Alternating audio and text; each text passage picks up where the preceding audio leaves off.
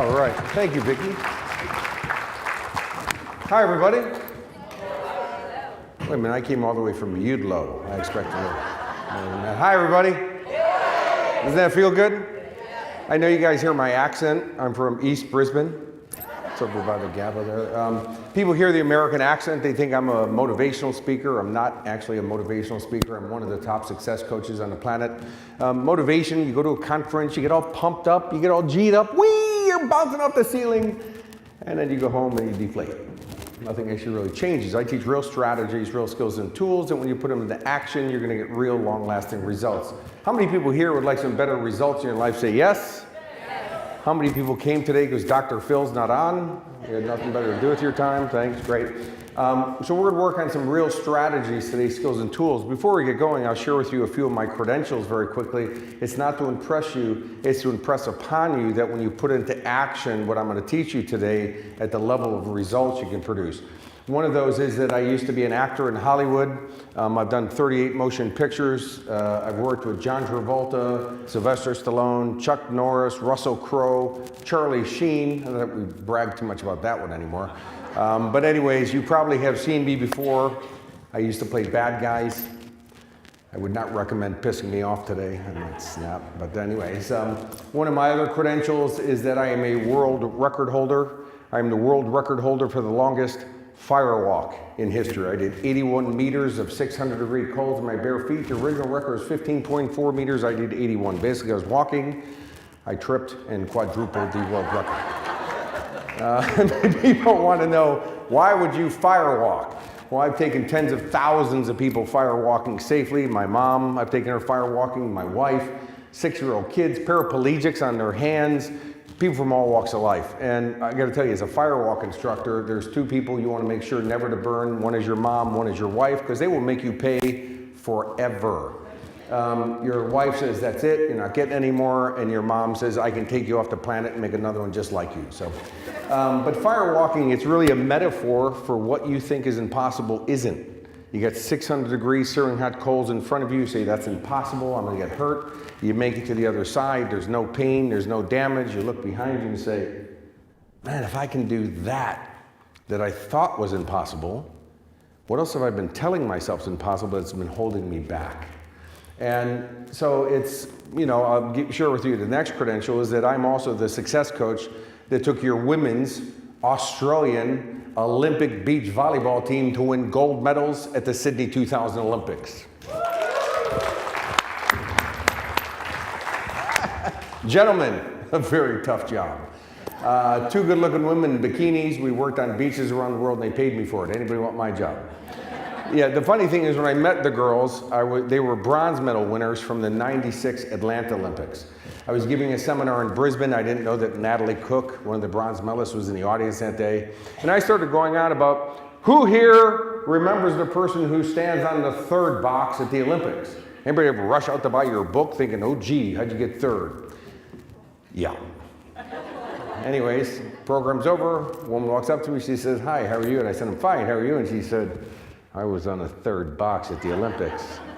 Wow, and you're a big girl too, I can see. Natalie Cook was not very happy with me that day. I tried to apologize, saying, I didn't even know you were in the room. I wasn't picking on you. She said, no, what you said upset me because everything you said today was true. Here I'm third best in the world. There's no endorsement deals. There's no book deals. Basically, you get a medal and a box, end of the story. She said, I know you have the skills and tools I need to give me what I want in my life, which is the gold medal in Sydney, so you work with me. For the next 2.5 years, I worked with Natalie Cook and Carrie-Ann Pothurst. September 25th, 2000 at Bondi Beach. We beat the best team in the world, known as the Brazilians, and walked home with the gold medals. Now, since that time, I've worked with the Brisbane Broncos that same year. They won their premiership. They had the best season in their history ever. Obviously, I've not worked with them since. Every sports team I work with, every athlete I work with wins. You guys may know of a little country store on Forest Glen known as Canara. Canara is one of my private clients. When I first met them, they used to be a little tree-hugging hippie commune fruit stand.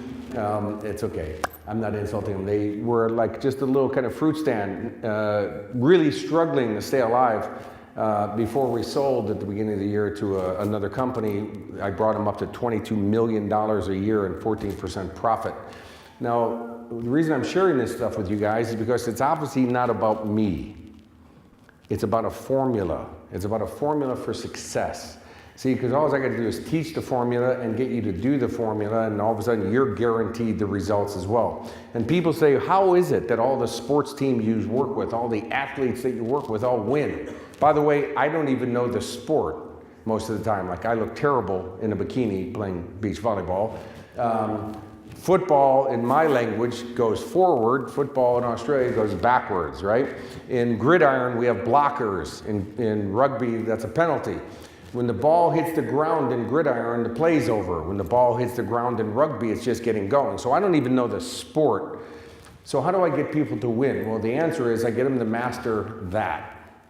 And people go, what's that? And I go, that's the difference between first and fourth at the Olympics. 1/100th of a second difference in time. So what I'm explaining to you guys is from where you are right now to where you want to be is not as far away as you think that it is. I can see some of you looking at me going, look, you bald, crazy American dude, I'm way far away. I'm down here, goals are up there. I'm telling you, it's that level of thinking that's holding you back from achieving what you want. And the last credential I'll get, and so one of the things, I guess I'll go on with the beach volleyball girls for a moment, is what I did was I got them to be gold medalists in advance, right? Because all great achievers, ladies and gentlemen, are visionaries. They don't focus on where they are right now or the problems they have right now. They only focus on where they want to be and who they're going to be. And so I made the girls buy display cases for their gold medals 2.5 years before the Olympics. And the girls said, why are we buying them now? And I said, if you really thought that you were a gold medalist. Now, the reason I say that is because the formula for all creation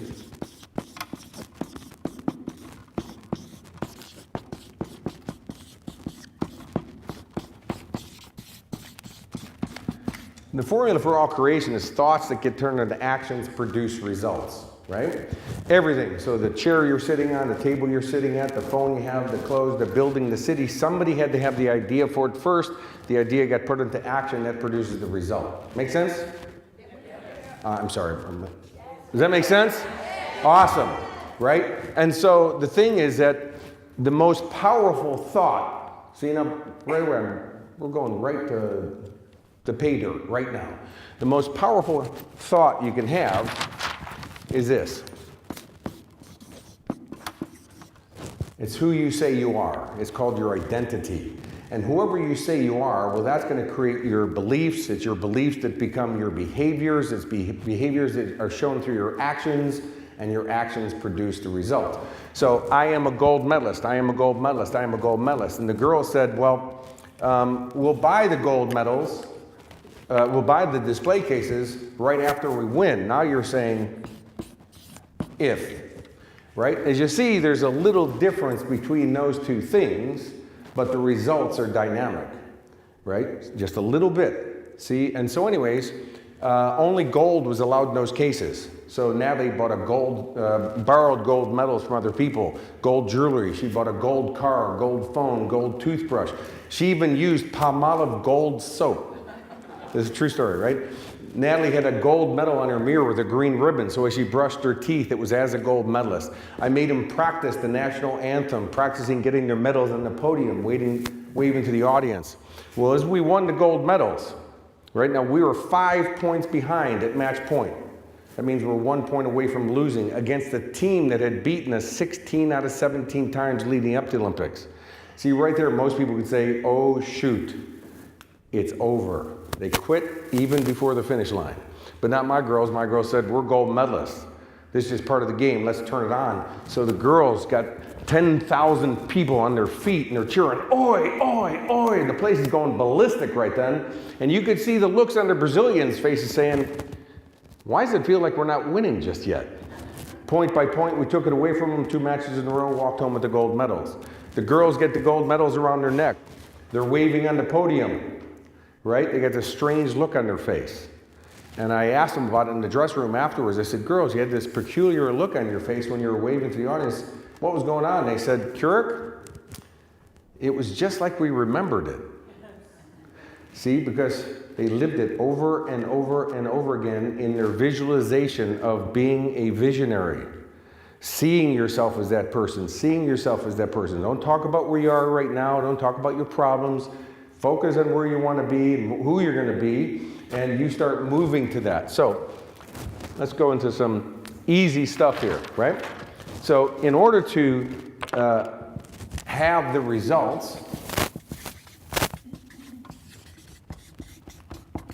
you obviously have to do the action. We all know that, right? So if you want to lose weight, you got to exercise, eat properly, we got that. But you know what? 65% of all Western civilizations are now overweight and out of shape. By the way, Australia took a record last year, fattest country in the world. Hey, we beat the Americans at something. That's great. So we had a 10-year-old here in Australia a couple years ago die of a heart attack from being obese, right? So my point is, we all know what to do. Why aren't we doing it? Well, the answer is, before we could ever do it, first we have to be the person who would do those things. So when a person says, when I lose the weight, then I'll be healthy, well, you're saying right now that you're not healthy. Unhealthy people don't take healthy actions, they take unhealthy actions, which produces them to be unhealthy. Does it make sense? And so we got to be this person first. So when it comes to wealth, people are saying, what? You tell me I got to be wealthy before I got the money? Yes. And they go, what am I supposed to do? Spend money I don't have? No. Only poor people spend money they don't have. Wealthy people, what we do is we create wealth. Does it make sense? So when you see yourself as this person right now, you'll start acting like that person. And that will produce the results. I'll give you an example of that. One of my other credentials, very quickly, is that as of like 7 or 8 years ago now, I am a #1 international best-selling author.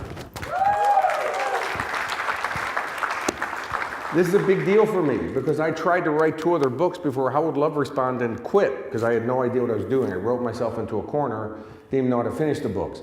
Anybody here ever read those other 2 books? Why not? They never got finished, right? And so I decided I didn't want to die with my music still in me. How many people here still have some passion, some goals that you want to achieve before the ride of life's over, right? And so I decided to get back on the horse. So I hired a wordsmith to teach me how to structure my thinking and my words, right? Because I just figured, hey, you're a speaker rather, say it, write it down, boom, there's a book. Well, actually, the spoken word and the written word are not the same thing. See, when you're a speaker, you have pausing, you have tonality, you have gestures.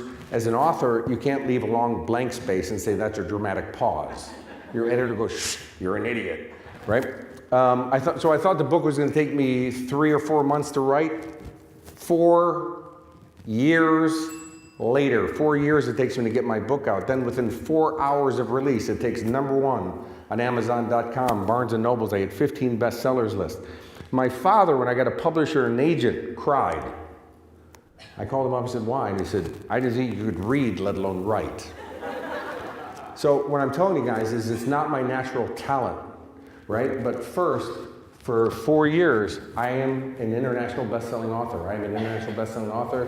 I started acting like that, which means I got the education that I had to do, and that produced a correlating result. Does that make sense, everybody? Yeah. Right? And so what did I share with you from my experience? 30 seconds ago, I'm Kurek Ashley. You can't kick me off. She's like, go ahead, make my day.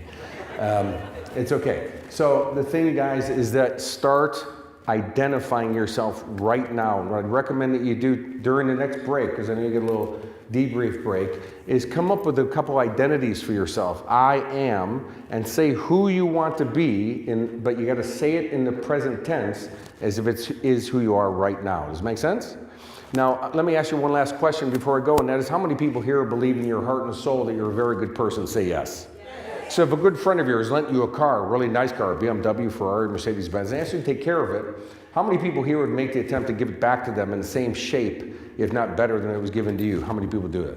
Well, ladies and gentlemen, this is the vehicle that your Creator gave you to transport your soul through adventure through life. So when you're asked back for it, make sure it's in the same shape, if not better than it was given to you. And remember that all your dreams come true when you make the decision to make them come true. God bless, and thanks for having me today.